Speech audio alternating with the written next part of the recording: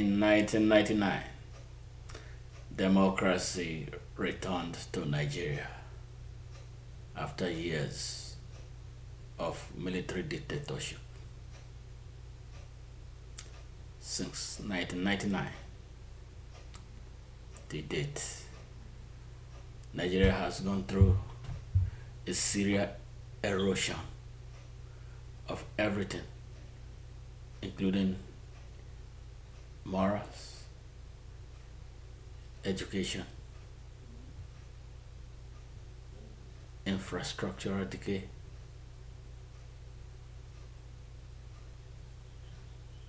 healthcare, and social order. It has just reached a very dangerous crescendo that the country is at a point, a tipping point, where if it is allowed to explode, we're going to a mode of no return. Democracy is supposed to improve the lives of the people and everything about a country. But the Nigerian situation is an opposite. And it is happening because Nigerians appear determined to make their democracy not work. Just a few Nigerians, less than 1% of the population, don't want to allow anything to work in the country. And they have successfully hoodwinked the whopping majority of our people to line behind them against their wish. Our people have become captives. Our people have become victims of Stockholm Syndrome, a syndrome that is characterized by an oppressor or an oppressed eulogizing his or her oppressor by a slave celebrating his or her enslaver, an abused worshipping his or her abuser. That is how bad Nigeria has gotten. And the end is not anywhere near.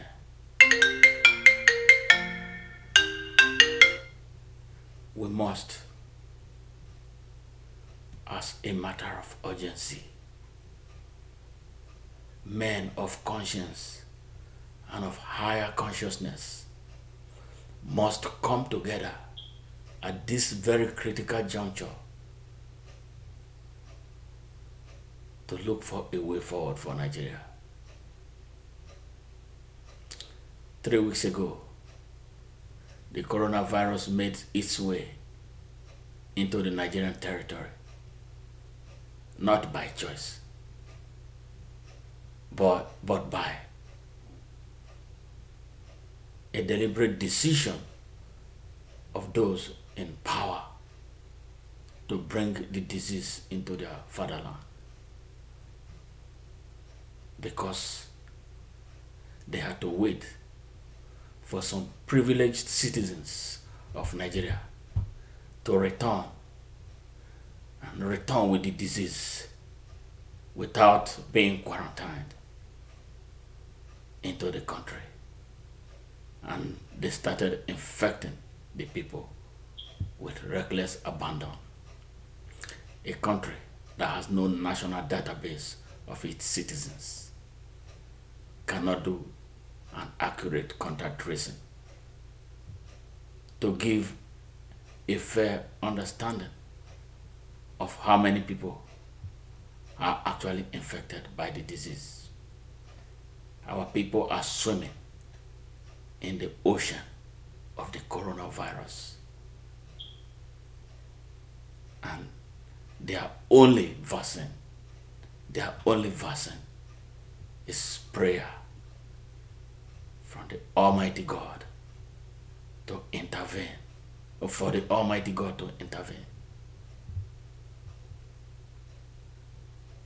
The second prayer is what I call the therapeutic ignorance. What you don't know you. And perhaps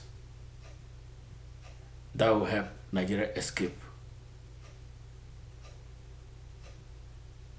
what is like a genocide in Italy and an ongoing one in the United States of America. A few days ago, the government of Nigeria decided to lock down the entire country without making any adequate provisions for the social security of our citizens during the period under review. I hear 2 weeks. A country that has no social welfare policy for moments like this and for other moments, especially for citizens who lose their jobs and are in active search for new jobs. And you expect to be order in that country. What is taking place right now in Nigeria, starting from Warri, where there was a fracas between the youths and the army deployed to enforce the lockdown order, could have serious national security implication if not managed carefully. Before I continue, I will play 2 scenarios, how the Warri issue started.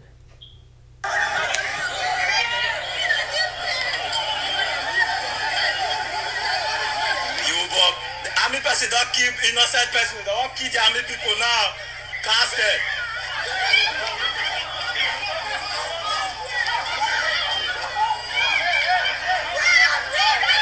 Hey, casted. Listen, use a different approach. You can apply an Indian approach to the people. Now army don't shoot person die. Small boy with a grip.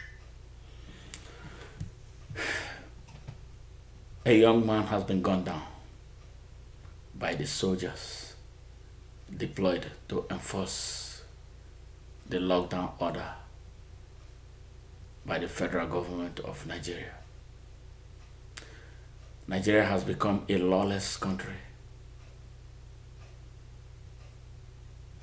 Everybody does as he or she pleases.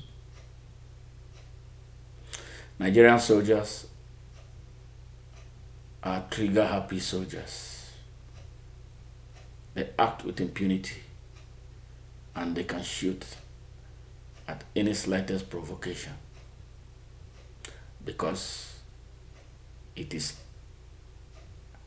an undisciplined army. Previously, we have seen various abuses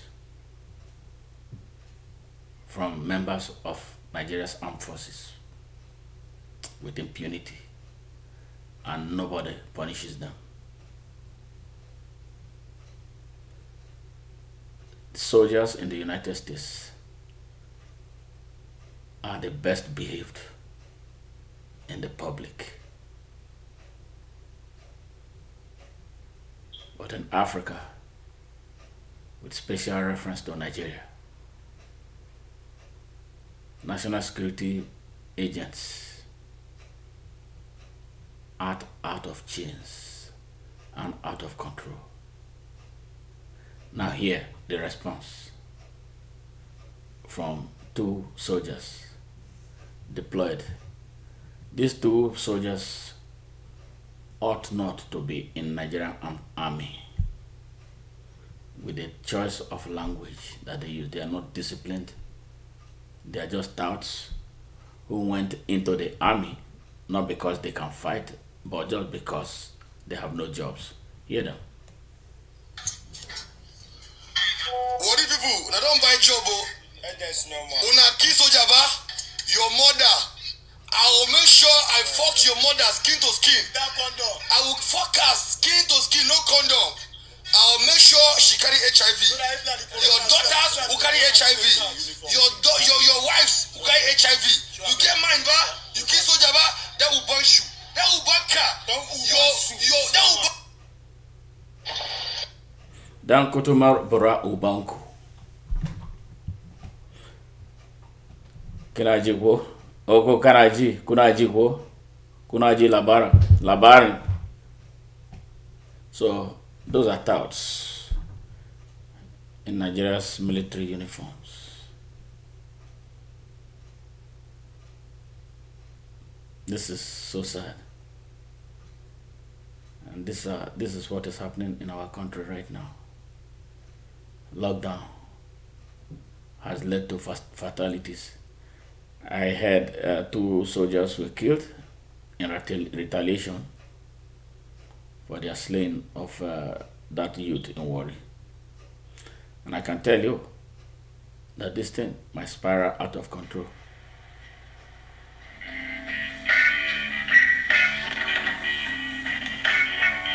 Why do we have this?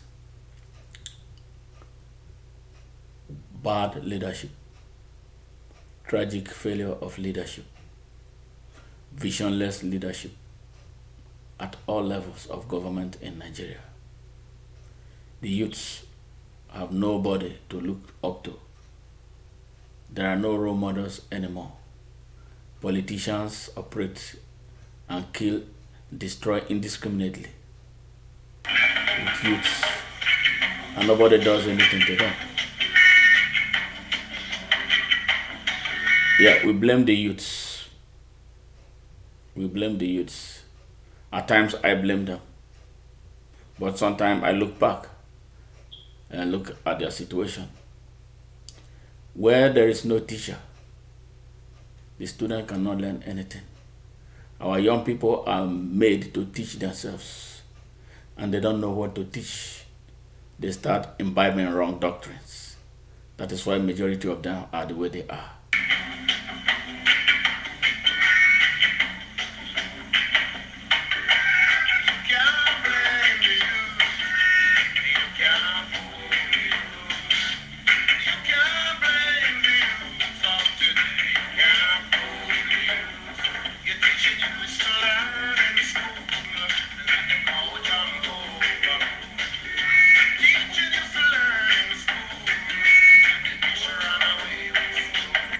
What are our youths being taught in schools? What is the quality of education in Nigeria today, especially in public schools? In our public schools, neither teaching nor learning is taking place. Are the teachers qualified to teach? I have young people who graduated, some of them in English, and they cannot make a correct sentence. And then you put that teacher, you employ him with that deficiency and make him teach your child. What is he going to teach them? Bankrupt education. The elites of Nigeria, the political elites of Nigeria have damaged Nigeria. They damaged our public schools, and they're able to open private schools for their children. Private schools that the ordinary person cannot afford. And yet, these victims, we keep voting them back into power every 4 years. So indirectly, the victims are the foot soldiers in the war raging against them, and they complain loudest when you tell them about an alternative to what they are doing. They see you as an enemy that must be destroyed because their oppressors tell them so. So you can't blame the youth, you can't blame the youth, not at all. You can't. It's about Christopher Columbus. They said he was a very great man. It's about tomorrow. You hear what Peter Tosh is saying here? He's blaming the system about the wrong teaching that they teach our young people. You know, when I was in school, when we were in high school, we were made to learn the history of Mungo Park, a Portuguese explorer who came to Nigeria and claimed that he discovered River Niger. River Niger that has been existing for thousands of years. How can you come and discover a river that has nothing to do with Portugal from thousands of nautical miles from Lisbon or wherever he took off from to New Busa to discover River Niger? That is an insult to our African history. That's why the problem we have as Africans is that our history was not written by us. The white man wrote whatever he wrote and handed to us, and we took it as our history. And then we were made to study it and answer to them as the right answers when we ask questions in examinations. Mental slavery. That is why we are not teaching our children the right thing. We don't have a history of our own. Nigeria, shamefully, this minute, has no history. The history of history in Nigeria is prohibited. So what are some people hiding? Why is it that they don't want our young people to know their true story? Why? If you know your history, then you will know where you're coming from. That's what Bob Marley said. We don't know our history. And this present day leadership of Nigeria is obstructing our people, our youths, from knowing the truth about their history. Is that how a country is run?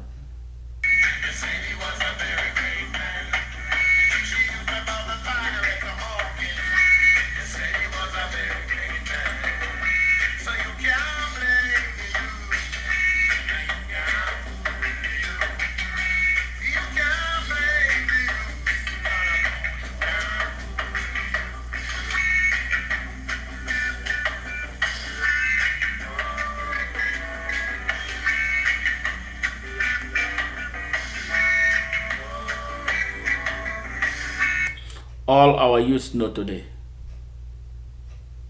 it's a culture of violence, a culture of courtism, culture of fraud, culture of taking things that they don't own by force, culture of living false lives, culture of reaping where they did not sow. Because they are looking up to the wrong role models and they are learning negative doctrines about how to live life. Where is the church? Where is our tradition? those who are supposed to be custodians of our custodians of our traditions are morally bankrupt and treasonously corrupt. They don't know anything. They have nothing to impact. You can only give what you have. That is why our youths are in disarray. Something has to be done, and urgently too. We need a brand new set of leadership that will set a new baseline for leadership and public service in Nigeria. We need a new generation of clergies who will teach from the foundation of morality and not the commercial type that we have today, that extort the poor to buy jets, to build edifices, to build universities, that those who make the contributions in offerings and tithes are never ever going to be able to afford. We need to go back to basics. We need an open Nigeria. A Nigeria that will have open and equal access to opportunities for all, regardless of place or circumstance of birth. A country that will be driven by men endowed with abilities, competency, and exceptional content of character, courage, anchored on transparency and accountability. A country where a child of nobody, who knows nobody, can become somebody without knowing anybody, for the good of itself and the good of the country. Nigeria sits on the abundance of everything, but their abundance is confiscated and placed in the hands of a privileged 1% that has robbed and plundered the economy of Nigeria for 60 years. How long? How long are we going to continue to allow them to do this?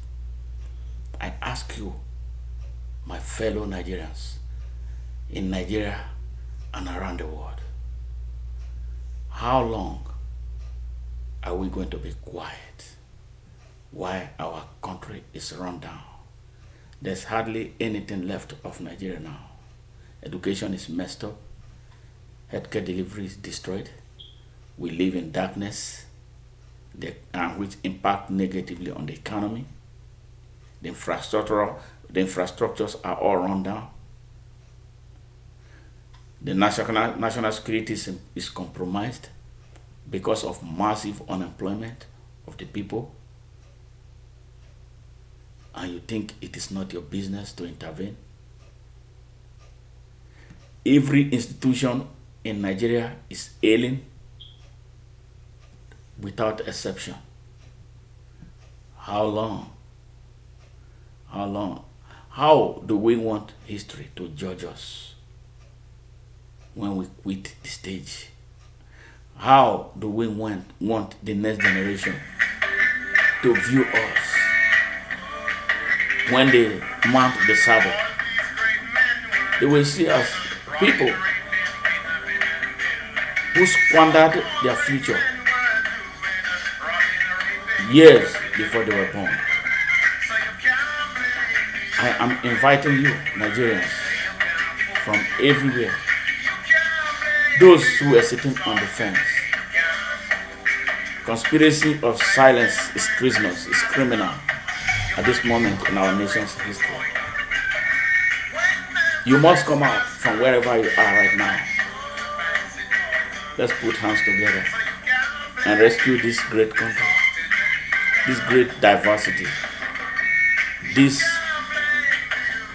huge power that we are suppressing. All of us have a hand in what is holding Nigeria from moving forward. What can we do to put Nigeria on the path of genuine nationhood and greatness beyond our generation? It's time to act, and I'm inviting you to take action in every area, everywhere you are. Pick up something, pick up a course. Let us meet somewhere and set a new agenda for Nigeria. Definitely, what we have now cannot take us far.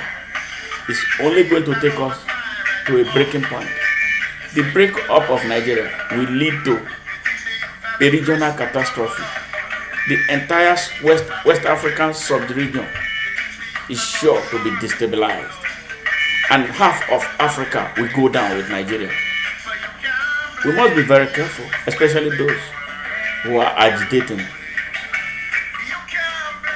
for a breakup. Yeah, Nigeria is an imperfect country with a terrible foundation, just like all other countries of the earth.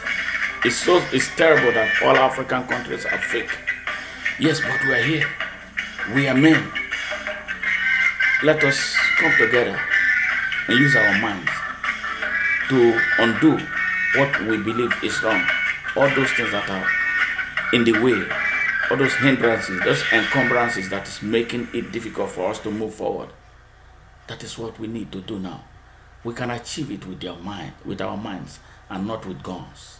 Because every war that started off of a negotiation table ended up at a table.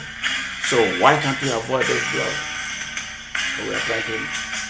I believe that we can talk